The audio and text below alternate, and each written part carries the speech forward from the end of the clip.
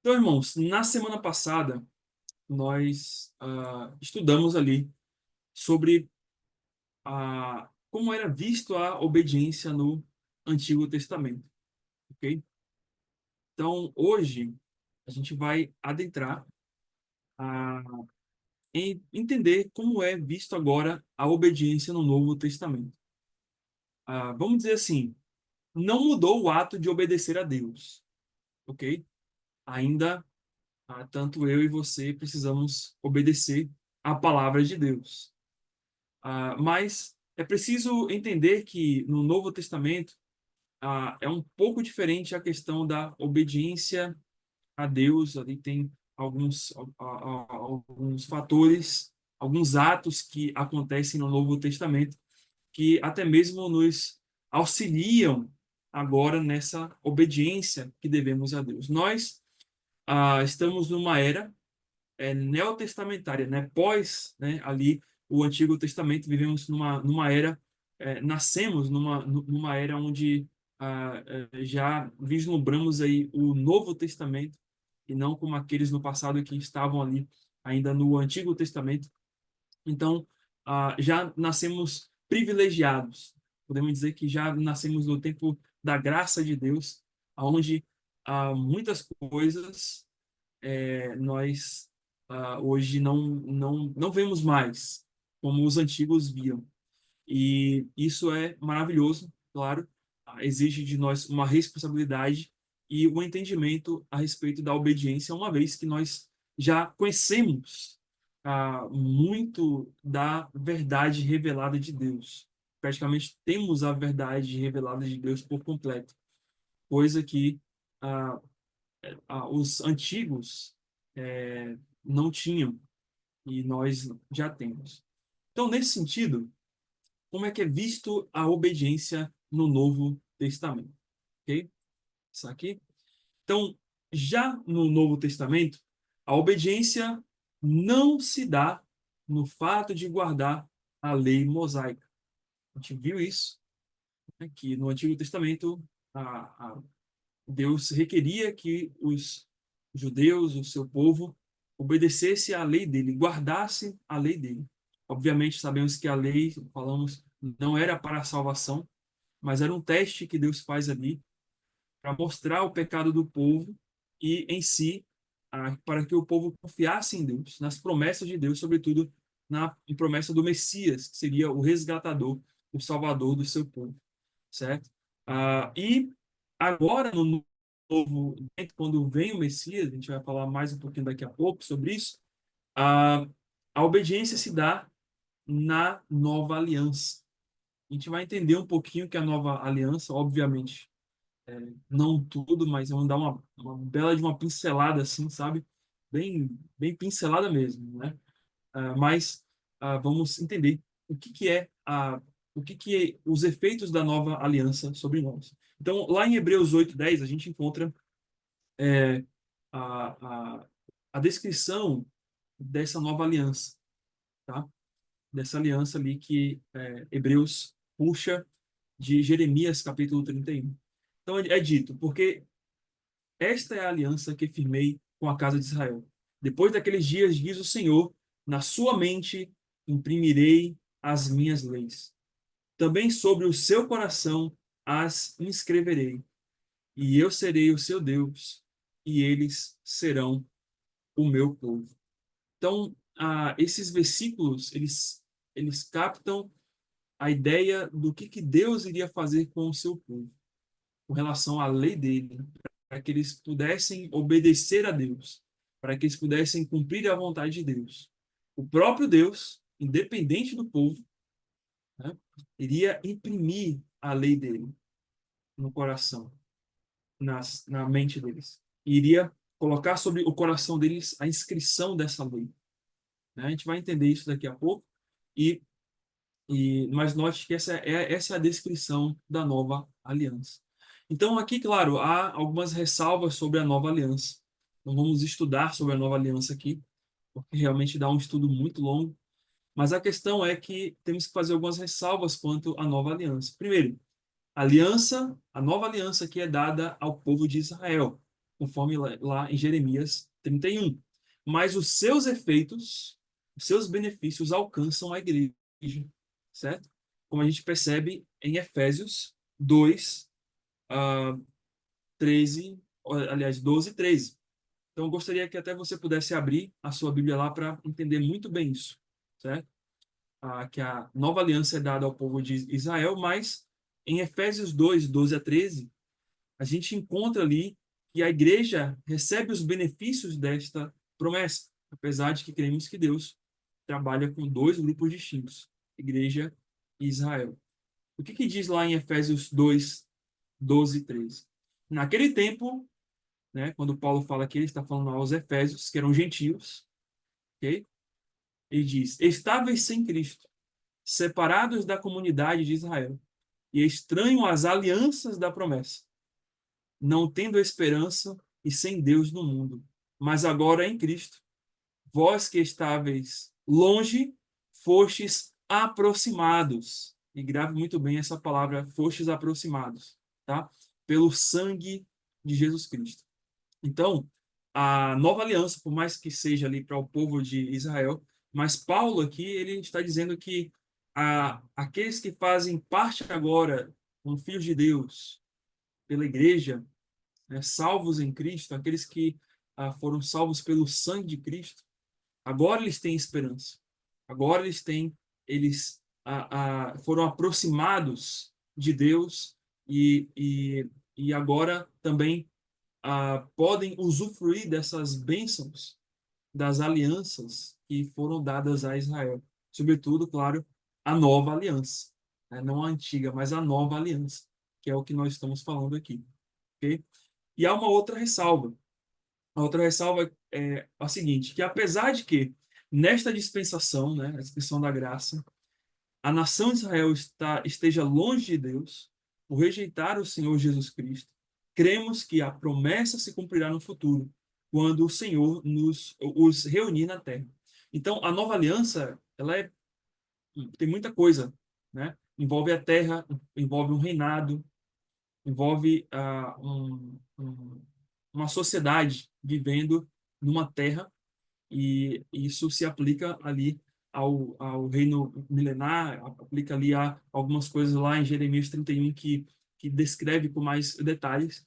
Mas nós cremos que, apesar do efeito da nova aliança hoje sobre nós, por conta de Cristo, ok? Mas as outras promessas dentro da nova aliança, em Jeremias 31, ocorrerão mais para frente e estão colocadas ali para o povo de Israel, certo?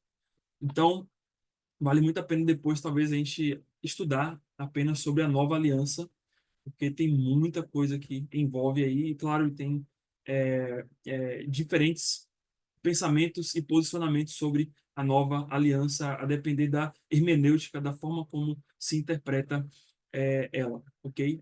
Então, seguindo, né? Mas o que eu queria que vocês compreendessem aqui? Que na nova aliança, o Senhor coloca a sua lei no coração do seu povo para que ele, eles lhe obedeçam, certo?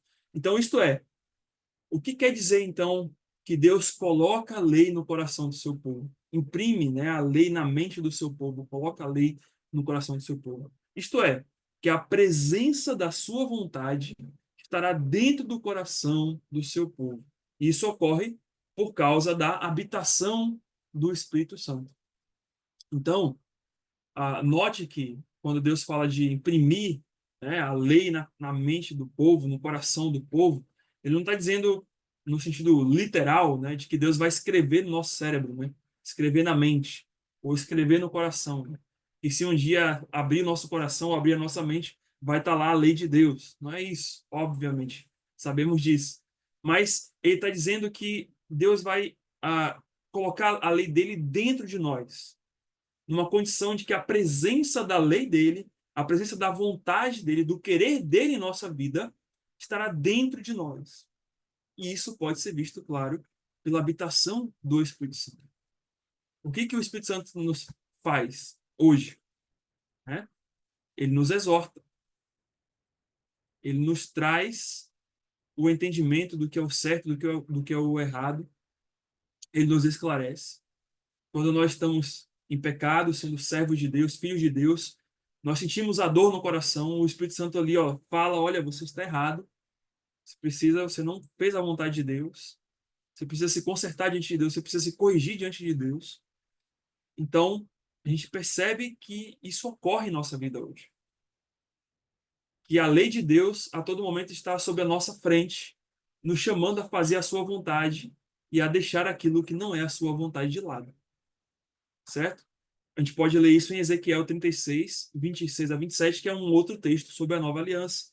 Quando nós lemos o seguinte, se você olhar lá em Ezequiel 36, 26 a 27. Dar-vos-ei novo, um coração novo, e porei dentro de vós espírito novo. Tirarei de vós o coração de pedra e vos darei coração de carne. Porei dentro de vós o meu espírito e farei que andeis nos meus estatutos, guardeis os meus juízos e os observeis. Então, podemos dizer que isso ocorre dentro de nós hoje porque temos o Espírito Santo de Deus. Ele nos esclarece, ele nos chama para poder ouvir o juízo de Deus, os estatutos de Deus, a palavra de Deus, e possamos seguir, certo? Então, a gente percebe esse efeito da nova aliança em nós hoje através do próprio Espírito Santo de Deus que está dentro de nós. Então, a nova aliança se dá porque o Senhor Jesus Cristo cumpriu perfeitamente a lei em nosso lugar. Então, esse é o ato que é criado, é gerado ali a nova aliança, que acontece, né? O ato, daqui a pouco a gente vai ver sobre o sacrifício, mas esse é o ato. O ato é porque Cristo ele cumpre a lei em nosso lugar. Ele, em perfeição, cumpre a lei de Deus. Como diz Mateus 5,17, não penseis que vim para revogar a lei e os profetas. Não vim para revogar, vim para cumprir. Então, Cristo vem para cumprir a lei. E a maneira, né, como ele faz isso, obviamente, perfeito, ele se sacrifica. Né? Ele vem, então, portanto, como um sacrifício vicário. O que é um sacrifício vicário? Vicário quer dizer substitutivo, né? Um sacrifício vicário de Jesus Cristo, do qual temos acesso a essa nova aliança. Então, toda aliança tinha um ato de sacrifício.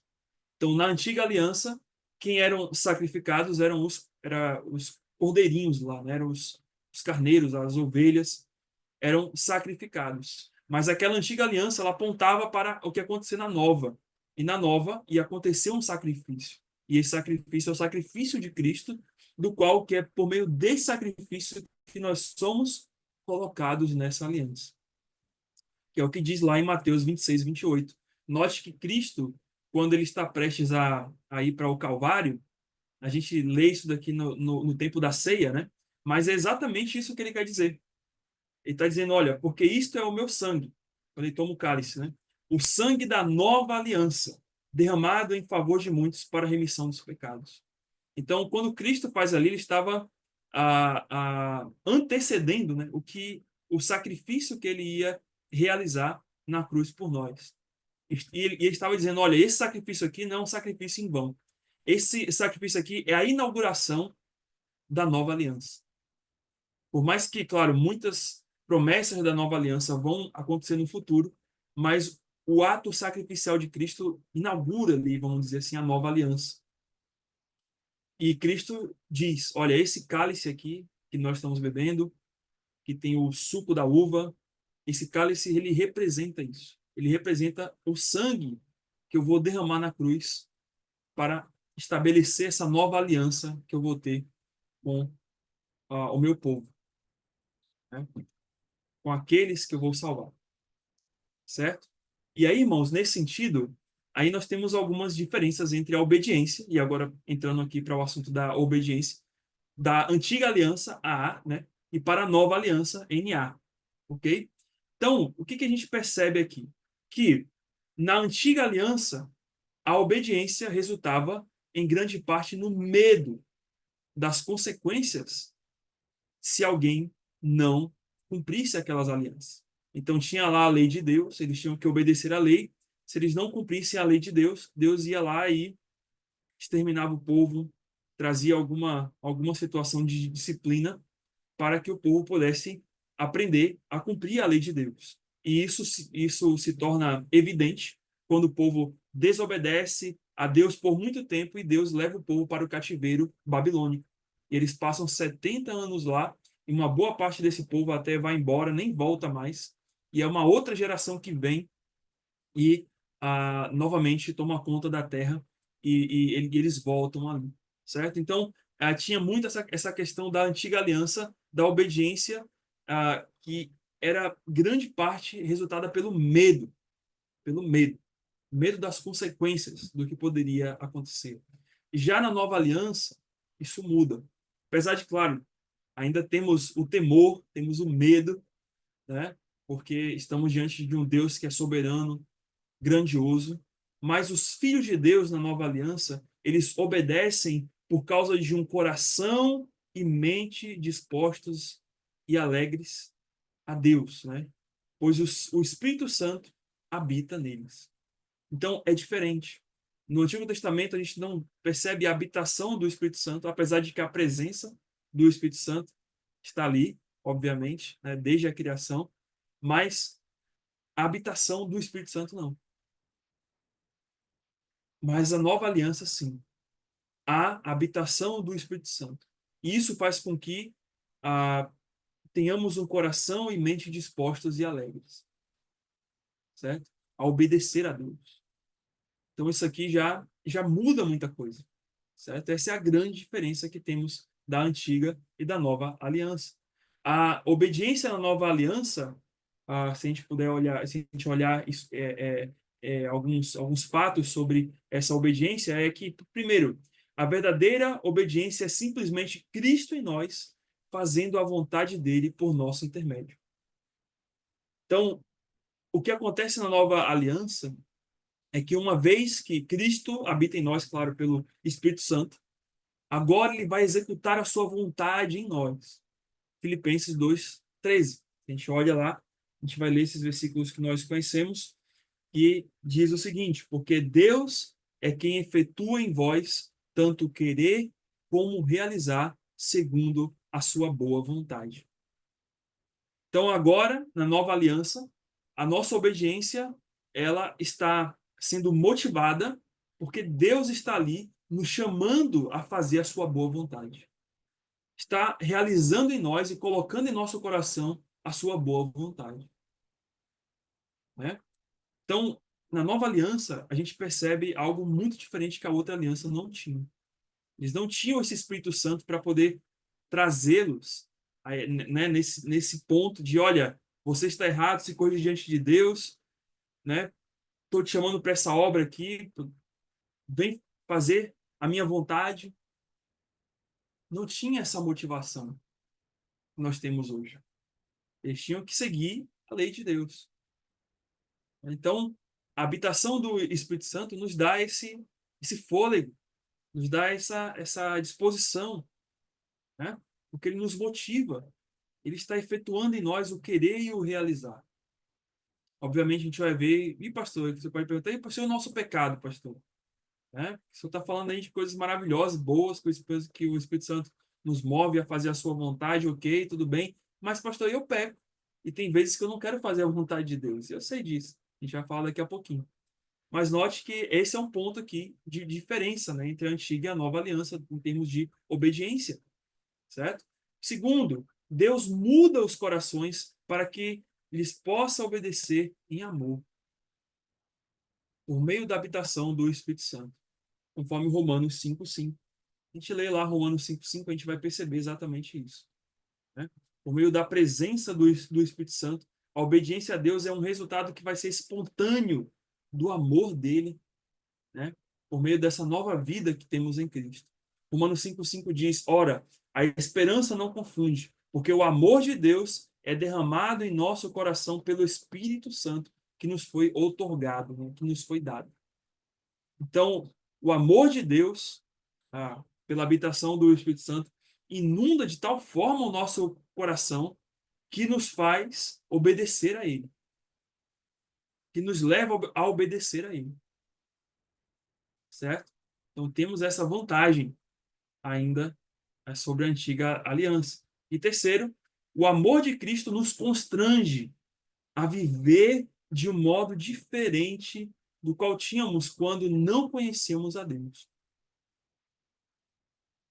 E essa vai ser, irmãos, sem dúvida, a grande diferença que temos daqueles que viviam no passado na antiga aliança. Porque nós já vimos o amor de Deus. Porque nós já sabemos o que Cristo fez na cruz. E por isso agora nós amamos, nos dedicamos a obedecer a Deus por causa desse amor e da obediência de Cristo, né, de que fez ele até ir para a morte de cruz. Ele foi obediente e obediente até a morte de cruz. Então isso nos constrange a hoje vivermos obedientes a Deus, conforme 2 Coríntios 5,14, quando lemos o seguinte: pois o amor de Cristo nos constrange, julgando nós isto: um morreu por todos, logo todos morreram. E aí, aqui está o versículo, e eu gostaria de ver exatamente essa palavra nos constrange. Né? Aí, pois o amor de Cristo nos constrange, julgando nós isto: um morreu por todos, logo todos morreram. Essa palavra constrange é uma palavra grega chamada suneco, né? Que significa ser tomado para perto, pressionado, né? O pressionar, segurar firme, manter perto, constranger, impelir,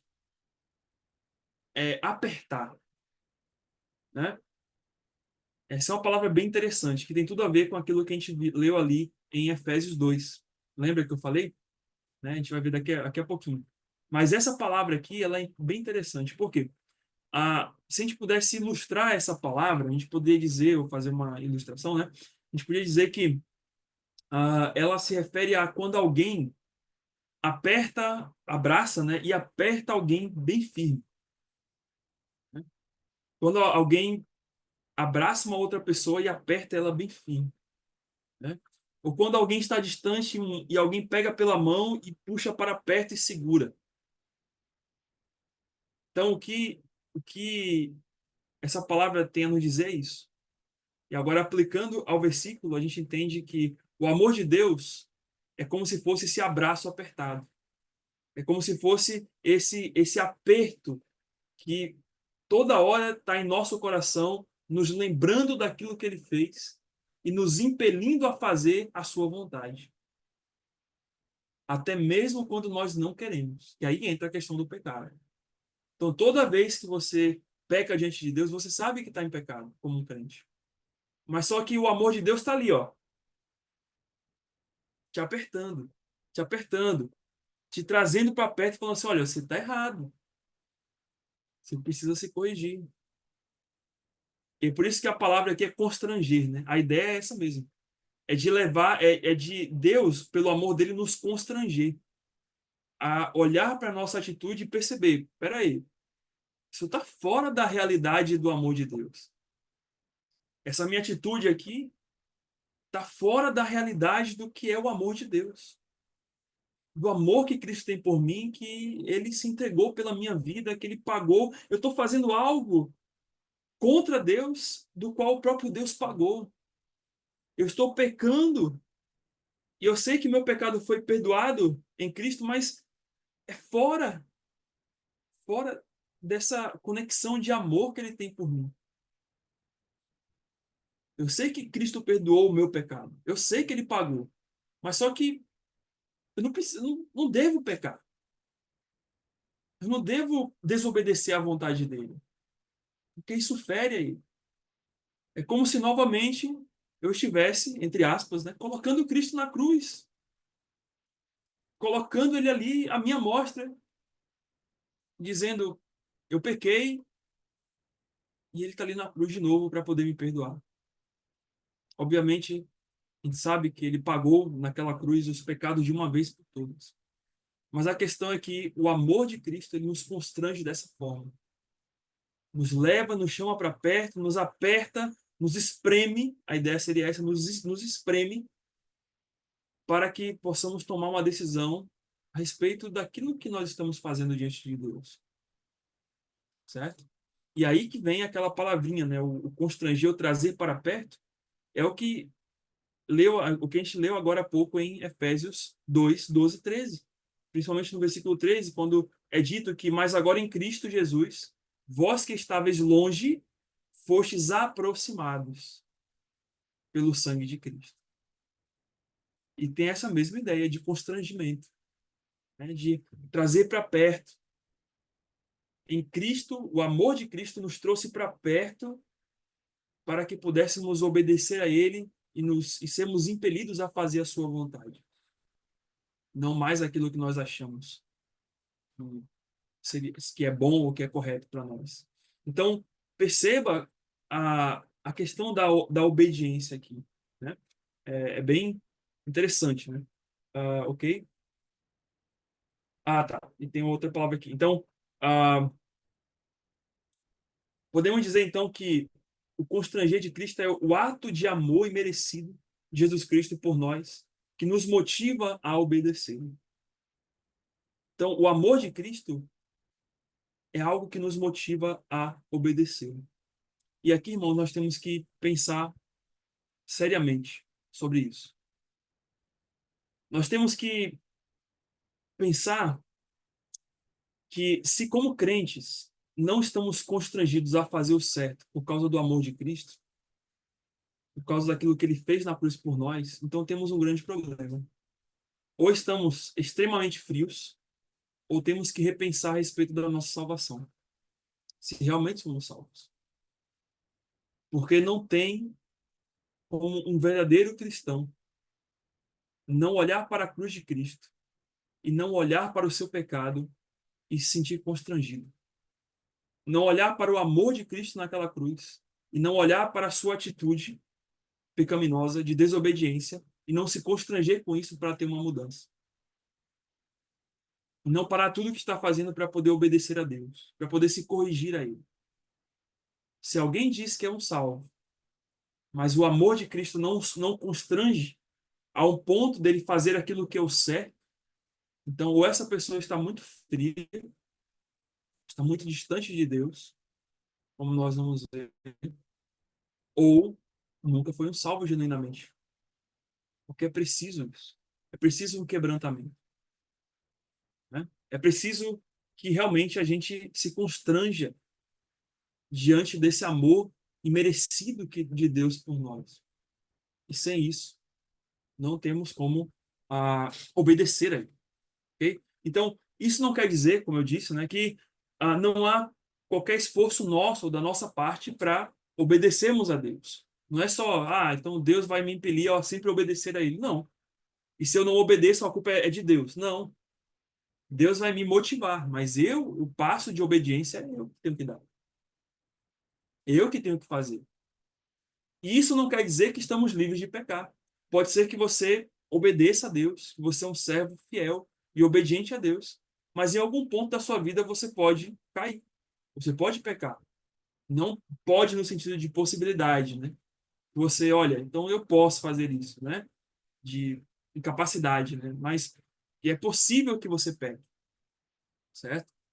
E quando isso ocorre, então a culpa disso é sua. A desobediência sempre será fruto do nosso pecado. Mas a questão é que, mesmo nessa condição de rebeldia, por causa da nova aliança, Deus nos trará de volta à obediência, produzindo em nós quebrantamento do nosso pecado, mesmo que seja uma dura disciplina. E aí tem o texto de Hebreus 12, 6 a 11. Não vamos ler, mas os irmãos conhecem esse texto que fala sobre Deus ele açoita todo aquele que ele tem como filho. Ele disciplina, né, como um pai disciplina ao seu filho, certo? Então Deus vai fazer isso. E você vai ser quebrantado. E você, como filho de Deus verdadeiro, vai ser chamado a atenção para obedecer a Ele. Por causa desse amor, certo? Então a gente percebe a diferença, né? Por mais que até tenham coisas similares entre o Antigo e o Novo Testamento, sobre disciplina de Deus, sobre ter um mandamento ou ter regras, limites que Deus coloca para o nosso relacionamento com Ele. Mas a questão aqui é que é diferente.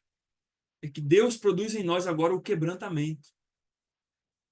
Deus, ele não só pune, Deus, ele não só disciplina, mas ele nos chama a atenção para aprendermos a verdade que está ali por trás, né? Por exemplo, não se deve disciplinar uma criança. Claro, existem grandes exceções sobre isso, mas ah, sobretudo quando ela é muito muito pequena, né? Mas a ideia é que vamos pensar numa criança maior. Você nunca disciplina uma criança, ou entre aspas, castiga uma criança, sem ensinar a ela o porquê que ela está sendo disciplinada, certo? Você precisa ensinar a ela. Você precisa dizer, olha, você vai receber essa disciplina porque você fez isso, isso e isso, e é errado isso. Então é como se Deus agora faz isso conosco. Não é que não quer dizer que no Antigo Testamento ele não fazia, mas conosco é diferente hoje. Porque ele nos chama para perto e numa condição que ele fala ao nosso coração. Não precisa de um profeta dizer ao povo, olha, vocês desobedeceram a Deus, como era no Antigo Testamento. Mas agora o próprio Deus fala em nós por meio do seu Espírito e nos convence do nosso erro. Nos quebranta e quebranta o nosso coração para poder, portanto, fazer a sua vontade como um pai disciplina o seu filho e explica o porquê que ele está fazendo aquilo. E nós entendemos, certo? Então, nesse sentido, o que Deus quer aqui de nós, a obediência no Novo Testamento, é um coração sinceramente obediente. Ele busca isso em nós. E a gente percebe, claro, isso desde o Antigo Testamento, se a gente notar lá 1 Samuel 15, 22, em que nesse episódio aqui, irmãos, é bem interessante, né? Esse episódio aqui de Samuel, né? Então, Deus, ele dá uma ordem para Saul e para o povo de que eles tinham que lutar contra os amalequitas, né, e destruir tudo dos amalequitas, né, e que era um povo contrário à vontade de Deus. Deus disse, olha, quero que vocês vão lá e exterminem esse povo que é inimigo de vocês e, e, e quero que vocês façam isso, certo? Porque era um povo idólatra, um povo que não queria saber de Deus, um povo que era inimigo de Israel, e para a proteção do próprio povo, e pelo juízo que Deus tinha levantado aquele povo, Deus pede que Israel vá lá e guerreie contra aquele povo e extermine. Extermine por completo, né? A soberania e graça de Deus, ele pode fazer isso, né? Ele é soberano e gracioso, misericordioso, ele aplica a quem ele quiser. E aí, Saul vai lá com o povo, com o exército, e destrói a todos, mas pega o rebanho dos amalequitas e traz. E qual a ordem que Deus tinha dado? Olha, exterminem tudo. Tudo que eles tiverem. Não tragam nada. E aí Saul traz aquilo ali. E aí Deus fala com Samuel, dizendo, olha, Saul pecou gravemente, né? Porque eu dei uma ordem e ele e o povo não obedeceram. E aí, quando Samuel confronta a Saul, Saul vai dizer, olha, a gente pegou esse gado aqui para poder sacrificar a Deus, né? E aí temos ressalvas também quanto à questão de Saul aqui, quando ele diz isso, que ele iria sacrificar a Deus, né? Esses gados e tudo mais. Por quê? Porque se você olha lá no versículo 12 de 1 Samuel 15, o próprio Saul, depois dessa vitória que ele tem sobre os amalequitas, ele constrói um altar para si. Então, na verdade, ao invés de construir para Deus, né? Se ele queria sacrificar a Deus, ele tinha que construir um altar para Deus. Mas ele constrói para si. Então, isso mostra o coração dele, né? Ele se gabando por conta daquela vitória. Só que aí, qual é a resposta de Deus a Saul, né? Através de Samuel? Ele diz: olha, porém Samuel disse: tem porventura o Senhor tanto prazer em holocaustos e sacrifícios, quanto em que se obedeça a sua palavra? Então, o que que Samuel queria mostrar? O que que Deus, claro, queria mostrar a Saul ali, através de Samuel? Olha, Saul, eu não te pedi para você sacrificar. Eu não te pedi para você trazer animais de lá para poder sacrificar a mim. Eu pedi para que você me obedeça. Só isso. E aí ele vai dizer depois: eis que o obedecer é melhor do que o sacrificar. Que aí que é o ensino, né? Eis que o obedecer é melhor do que o sacrificar. E o atender melhor do que a gordura de carneiros. Então, o que que o Senhor ensina aqui? Ensina assim: olha, se você tem um caminho para obedecer, obedeça a minha voz. Não queira fazer algo alheio, estranho aí, a como você achar que deve fazer para me agradar. Por quê? Porque você só vai me agradar se você obedece a minha palavra. Você quer me agradar? Então, obedeça a minha palavra. Para que você evite, né, de depois ter que sacrificar. E aí, na sequência, a gente pode notar também no Antigo Testamento, mas ah, algo que a gente aplica para a nossa vida hoje, estando no Novo Testamento. Quando Davi peca ali, né, ele vai expressar isso. São espírito quebrantado. Coração compungido e contrito, não o desprezarás, ó Deus. Então, o ensino que temos aqui desse versículo é que Deus, ele não despreza um coração quebrantado, um coração que é sincero, mesmo após esse coração ter pecado contra ele. Que é, claro, obviamente é o que faltou em Saul. Saul poderia chegar diante de Deus e falar assim: Senhor, eu errei porque eu não obedeci a tua palavra. Mas ele foi questionar ainda, né? Quando Samuel disse: olha, o que que você fez? Deus falou que era para exterminar tudo. Ah, mas eu queria trazer esses animais aqui para sacrificar a Deus. Então ele não foi quebrantado. Não tinha um coração que era quebrantado. Mas Davi, mesmo que pecou, ah, ele teve esse coração quebrantado. E isso é visto diante de Deus como um sacrifício agradável. Então, entre sacrificar, né, algo e entre sacrificar o próprio coração com quebrantamento, com obediência, isso tem mais valor diante de Deus. Deus não despreza um coração disposto a obedecer.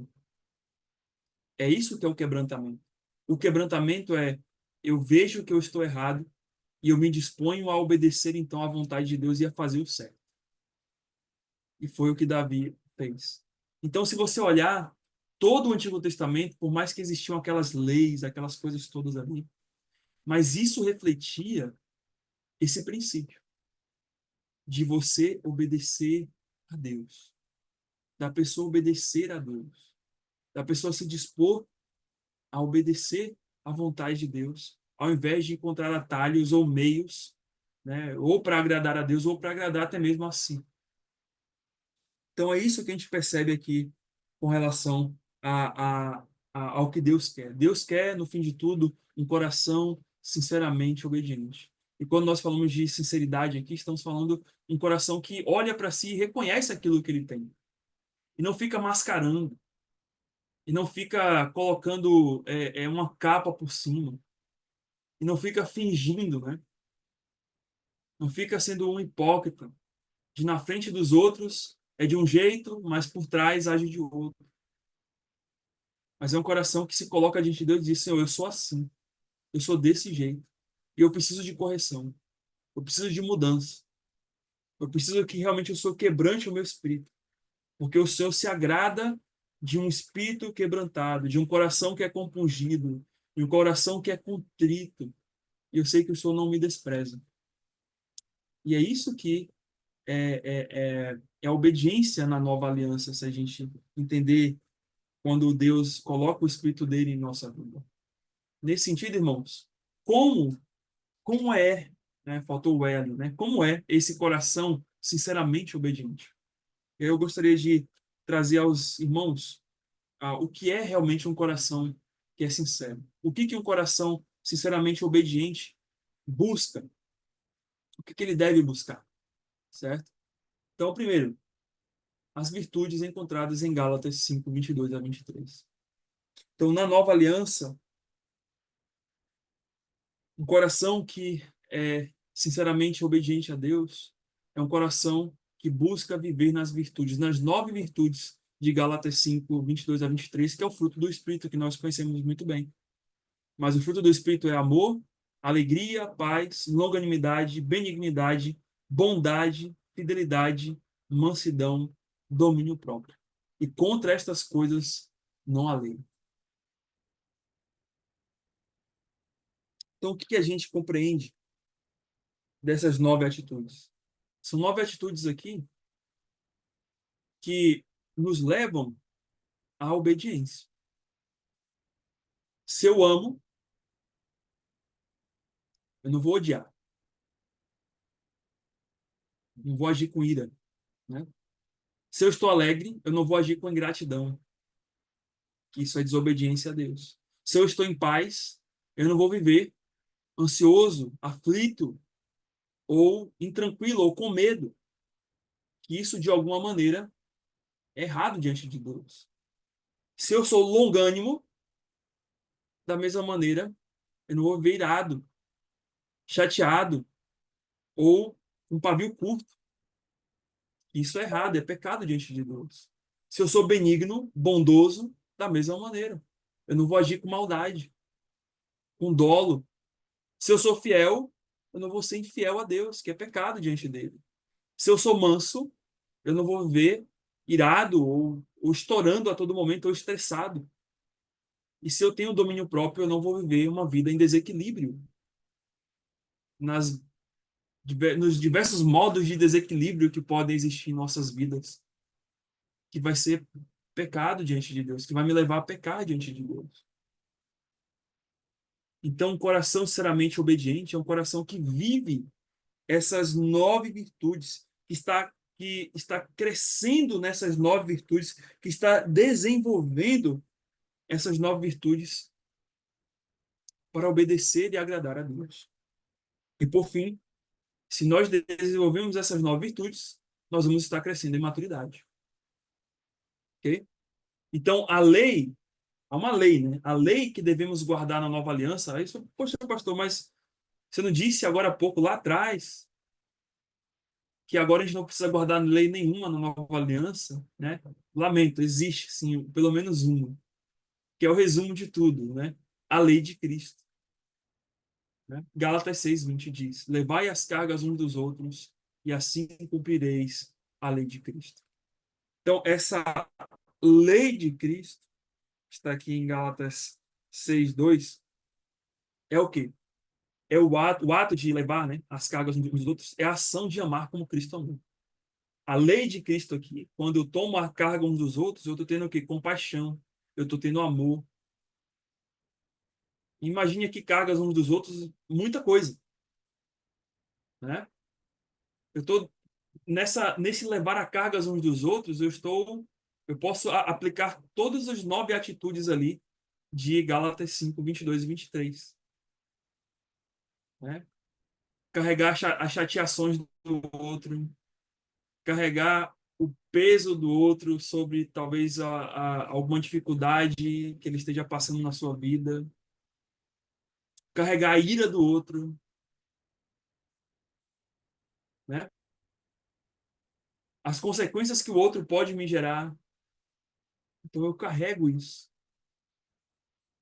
Eu tomo isso do ponto de vista de Deus, da visão de como Cristo ama a mim e a você, mesmo eu sendo pecador e você pecador diante dele. Então eu tomo essa carga, eu tomo esse peso como ele tomou lá na cruz por nós e exerço amor. E eu faço isso, e quando eu faço isso, eu então obedeço a Deus. Então o ato de levar as cargas uns dos outros é a ação de amar como Cristo amou, que é o que está lá em João 13, 34 a 35, que há esse link aqui, né? O novo mandamento vos dou, né? Que não é tão novo, né? Sempre o foco de toda a lei era esse, amar a Deus sobre todas as coisas e ao próximo, né? Ele diz que vos ameis uns aos outros, assim como eu vos amei. Como foi que Cristo nos amou? Levando a nossa carga. ele fala: também vos amei uns aos outros, assim como eu vos amei, que também vos ameis uns aos outros. E nisto conhecerão que sois meus discípulos, se tiverdes amor uns aos outros.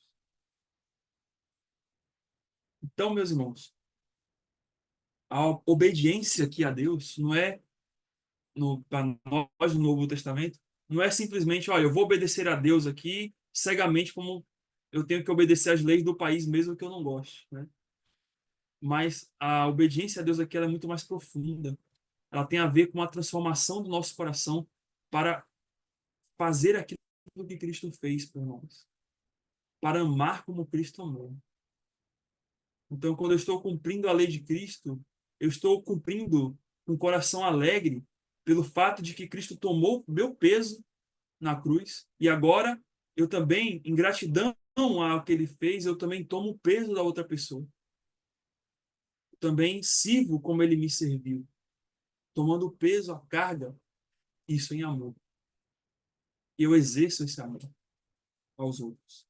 Então, nesse sentido, Romanos 13, 8 a 10, temos ali a ordem: a ninguém fiqueis devendo coisa alguma, exceto o amor. Que vos ameis uns aos outros, pois quem ama o próximo tem cumprido a lei.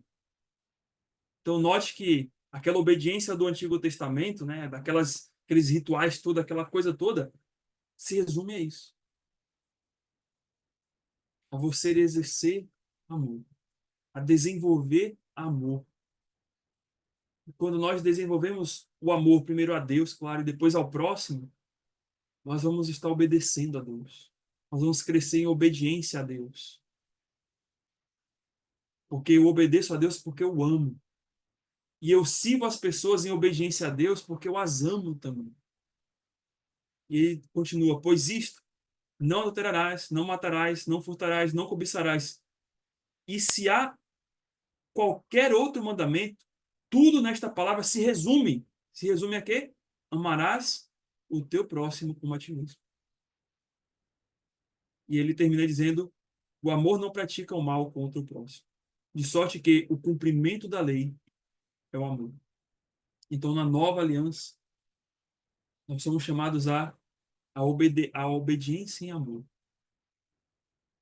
A obedecer a Deus, não por uma obrigação. Não porque eu estou com medo de Deus me tirar alguma coisa. Mas porque eu amo. E quando eu amo, eu obedeço tranquilo. Eu obedeço suave. Quando eu aprendo a amar a Deus e amar as pessoas, eu obedeço a palavra de Deus sem que o meu orgulho fique dizendo: não, não obedeça, não obedeça, né? Claro que ele vai tentar fazer isso. Claro que o meu pecado vai ali, ó, né? Mas que eu cresço em amor, eu vou mortificando isso na minha vida. E com mais facilidade eu vou obedecer a Deus, sem tanta resistência, sem tanto que o meu orgulho dite o que eu tenho que fazer, ou fique ressentido porque A ou B falou ou disse isso de mim, ou agiu de tal maneira contra mim, ou e por aí vai. Porque eu faço o que Cristo fez. Eu tomo a lei dele, a lei de Cristo. E por fim, a principal evidência de que somos obedientes a Deus é se estamos vivendo sob o mandamento da lei de Cristo, que é o amor, né?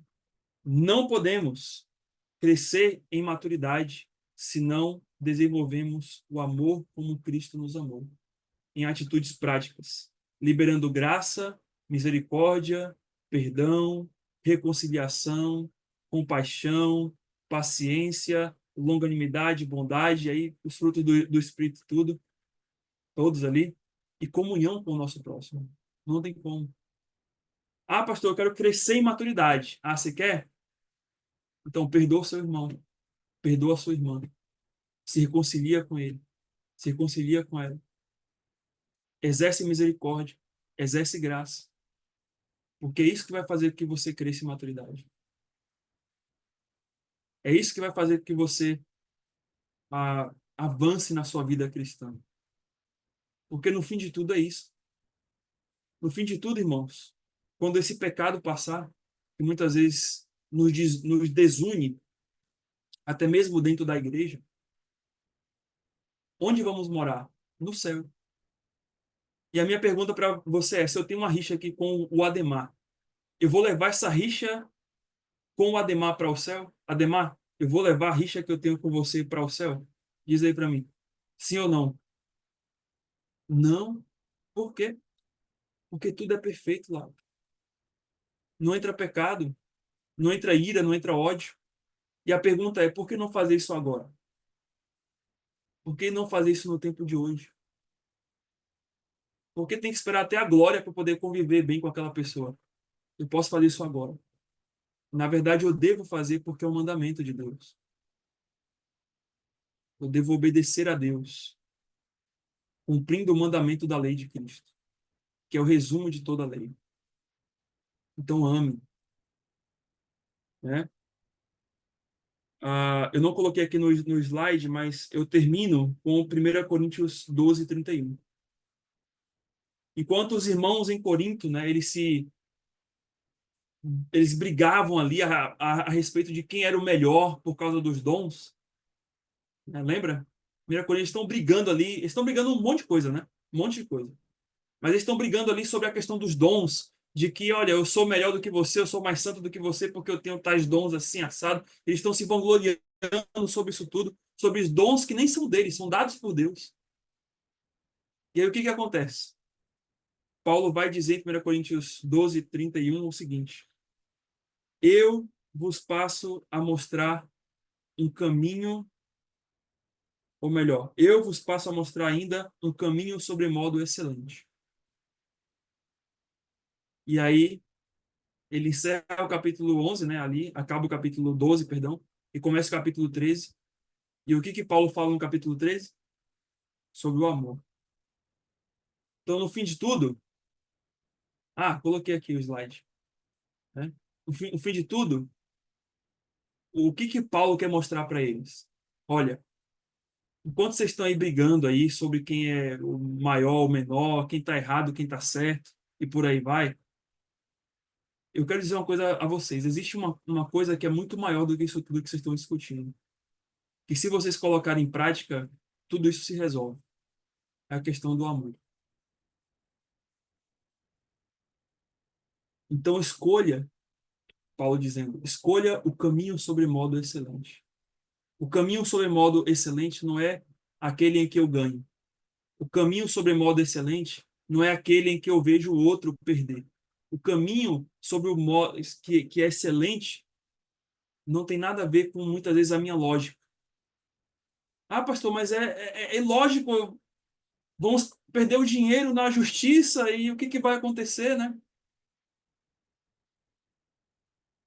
Vai ficar sem punição aquele sujeito, aquele bandido, e por aí vai. Muita gente pode pensar assim. Mas muitas vezes é o caminho diferente, o caminho de Deus. Não é pela lógica, mas é um caminho excelente.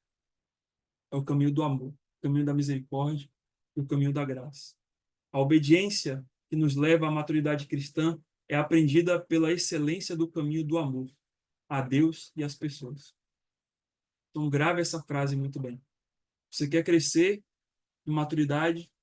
Sim, eu quero, pastor. Então, comece a desenvolver a excelência do caminho do amor. Esse caminho sobre modo excelente que Paulo diz. Comece a amar a Deus mais. Comece a desenvolver e amar mais as pessoas. Assim, juntando com a palavra dele, né? Como nós vimos a palavra, a fé e a obediência agora, a gente vai conseguir chegar à maturidade cristã. Amém? Vamos orar ao Senhor. Senhor Deus, nós agradecemos, Pai, porque o Senhor tem nos chamado, Deus, a corrigir coisas em nossa vida e nosso coração. E o Senhor nos chama a fazer isso através de obedecermos a Tua palavra, a Tua voz, aquilo que o Senhor nos chama a fazer. O Senhor não se agrada de sacrifícios tolos, vazios, mas sim de obediência, de um coração que é obediente. Sacrifícios agradáveis ao Senhor, na verdade, são um espírito quebrantado e contrito. Então, Senhor, estamos na nova aliança, temos esse benefício da nova aliança de termos a habitação do Teu Espírito Santo em nós. Nós te pedimos, Deus, que o Senhor continue a trabalhar em nosso coração, que o Senhor nos leve a amar mais o Senhor, amar os nossos irmãos à nossa volta, as pessoas que muitas vezes não são nossos irmãos, mas que estão ao nosso redor, que precisam também de conhecer o Teu amor. Nos faz, Deus, aquilo que é correto.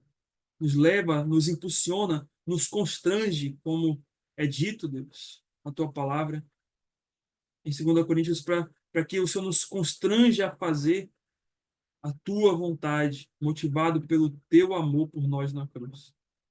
Possamos ser obedientes a Ti. Oramos em nome de Jesus Cristo. Amém.